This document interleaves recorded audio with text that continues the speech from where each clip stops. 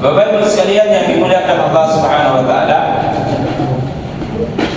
di dalam ilmu tafsir itu ada namanya pendekatan at-tafsiru bil ma'thur.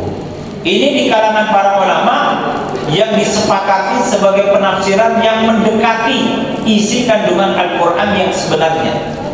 Bagaimana tafsirul Quranul Azim dengan metode tafsir bil ma'thur itu?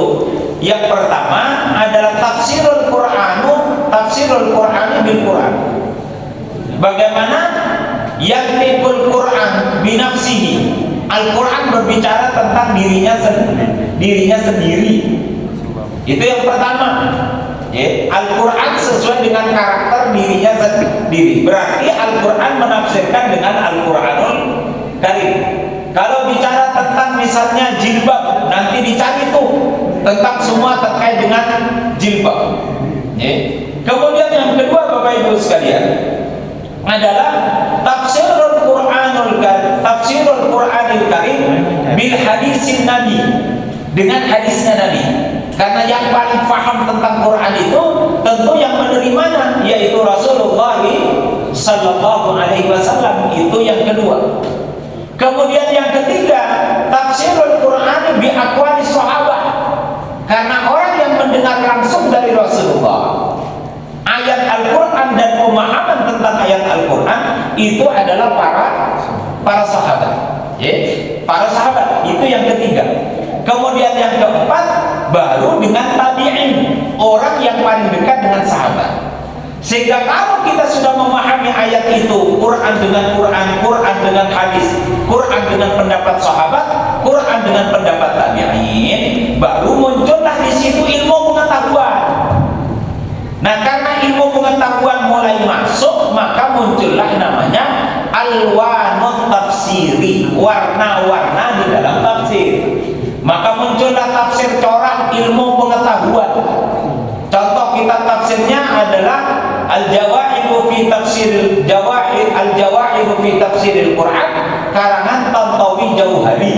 Di situ ada rumus-rumus kimia, ada gambar-gambar astronomi, sehingga orang Arab ketika membaca tafsir Tantawi Jauhari ini dia mengatakan kullu syai'in fi hadzal kitabi illa tafsir. Semua dalam kitab ini ada kecuali tafsir. Padahal ini kitab tafsir. Karena Tantawi Jauhari itu menafsirkan Quran keluar dari kebiasaan. Kebiasaan yang muncul termasuk Ibnu Katsir, Quran dengan Quran, Quran dengan hadis Nabi, Quran dengan pendapat sahabat, Quran dengan pendapat para tabi'in. Selesai sampai di situ.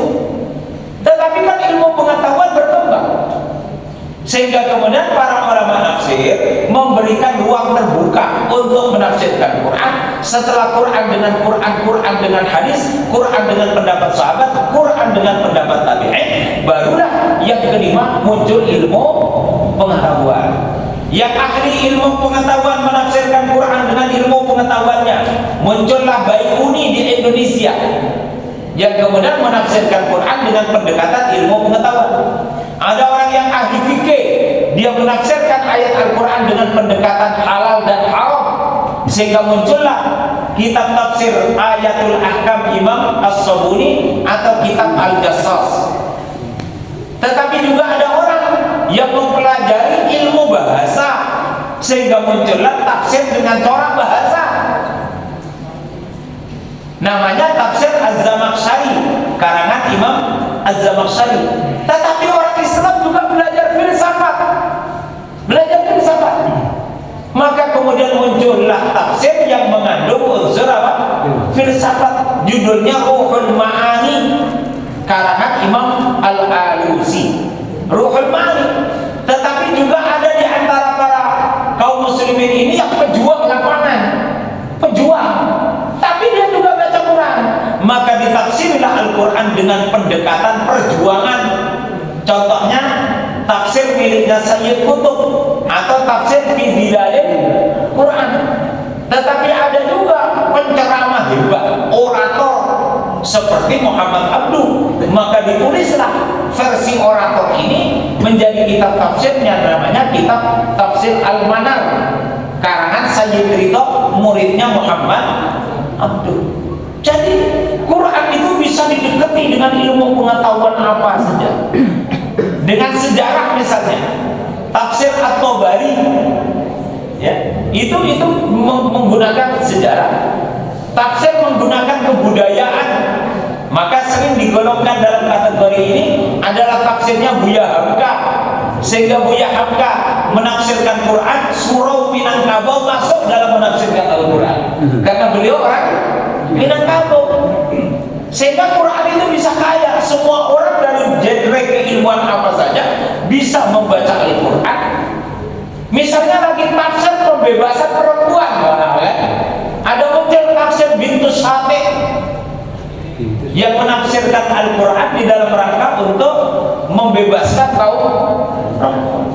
Jadi betapa kaya Al-Quran itu sehingga orang mendekati dari corak keilmuan apa saja itu bisa.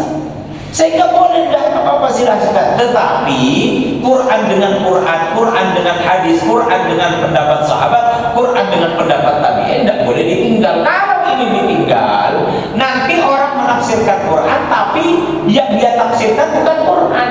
Nanti dia melenceng dari isi kandungan Al-Quran. Kalau melenceng dari kandungan Al-Quran, itu namanya dia memperkosa Al-Quran. Karena di dalam filsafat dikatakan das di ansih itu Quran pada suatu saat dia menjadi objek, mufassir menjadi subjek. Kalau mufassir tidak dibatasi di dalam memahami objek, nanti objek ini tergantung pada subjek. Dan dia tidak lagi peduli dengan kaedah-kaedah tafsiriyah.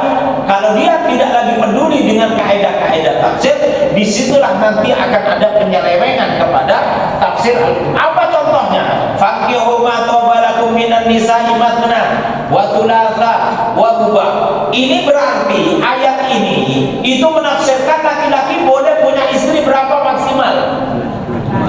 Maksimal ada mufassir mengatakan ya 4. Karena ada banyak sahabat punya istri 8 suruh ceraikan yang 4, ada yang 10 suruh ceraikan yang 6, cukup 4 saja. Tetapi ada yang menafsirkan maksud ayat itu yo 2 tambah 3 tambah 4 berarti berapa? 9 tambah 1. Iya toh, tambah 1 jadi berapa?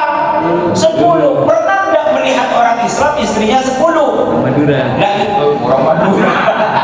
Itu penganut tafsir itu yang harif, menyimpang dia. Ini saja yang bisa kami sampaikan, kurang lebihnya mohon maaf. Bismillahirrahmanirrahim.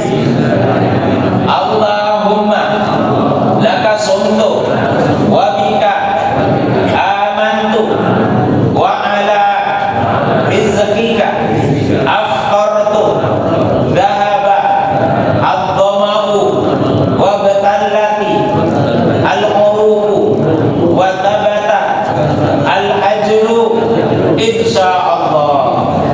Demikian yang bisa kami sampaikan, kurang lebihnya mohon maaf. Billahi taufiq wal hidayah. Wassalamu alaikum warahmatullahi wabarakatuh.